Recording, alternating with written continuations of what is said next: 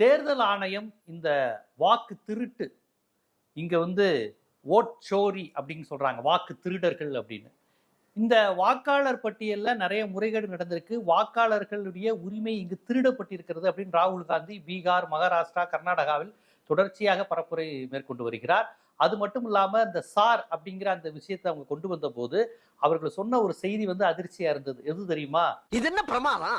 இது விட பெசலைட் ஒண்ணு இருக்கு. இவங்க ஆதார் கார்டும் ரேஷன் கார்டும் ஒருவன் இந்த நாட்டினுடைய குடியுரிமை பெற்றவன் சிட்டிசன் அப்படிங்கிறதுக்கு அடையாளம் கிடையாது, ஜஸ்ட் ஐடென்டிட்டி மட்டும்தான் அப்படின்னாங்க. என்ன அடையாளம்? குடியுரிமைங்கிற அடையாளத்தை தவிர்த்து வேற என்ன அடையாளம் இருக்குன்னு தெரியல.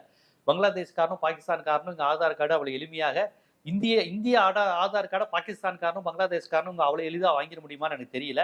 அப்படின்னு நம்ம சொல்லல, இவங்க தான் சொல்றாங்க. அதையெல்லாம் வச்சு ஏத்துக்க முடியாது. இப்ப எனக்கு ஆதார் கார்டு இருக்குன்னா நான் இந்திய ஆதார் கார்டுனா என்ன இந்தியன்னு இவங்க ஏத்துக்க முடியாது.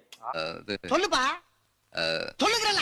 நம்பர் 6 விவேகானந்தர் தெரு, துபாய் குறுக்கு சந்து, துபாய் மெயின் ரோடு, துபாய். திருப்பி சொல்லு. ஆதார் கார்டை வச்சு ஏத்துக்க முடியாதுப்பா, அது பங்களாதேஷ் கொரியாக்காரன் எல்லாரும் வாங்கிக்கலாம் அப்படின்னு. இதை இன்னைக்கு உச்சநீதிமன்றம் கேள்வி கேட்டிருக்கிறது. ரொம்ப முக்கியமான விஷயம். Special intensive revision sir Aadhaar அட்டையை ஒரு அடையாள ஆவணமாக ஏற்காதது ஏன்? ஆதார், வாக்காளர் அடையாள அட்டை, ரேஷன் கார்டு ஆகியவற்றை செல்லுபடியாகும் ஆவணமாக பரிசீலிக்கணும் அப்படின்னு பொட்டில் அடிச்சாப்புல சுப்ரீம் கோர்ட் சில விஷயங்களை சொல்லியிருக்கு.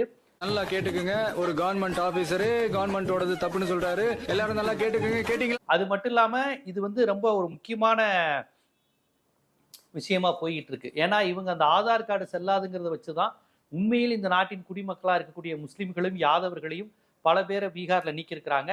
65 லட்சம் பேரை நீக்கினதுக்கான காரணம் சொல்லணும், எப்படி அவங்கள நீங்க நீக்கினீங்கன்னு கேள்வி கேட்டு மாவட்ட வாரியா அதுக்கு எக்ஸ்பிளைன் பண்ணணும்னு சொல்லியிருக்காங்க.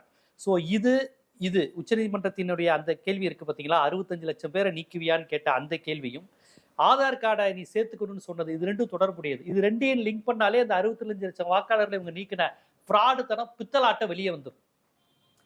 டோன்ட் வரி, அது முடியாதுன்னு நானே சொல்லிட்டேன். நீங்க ஏன் கோவப்படுறீங்க?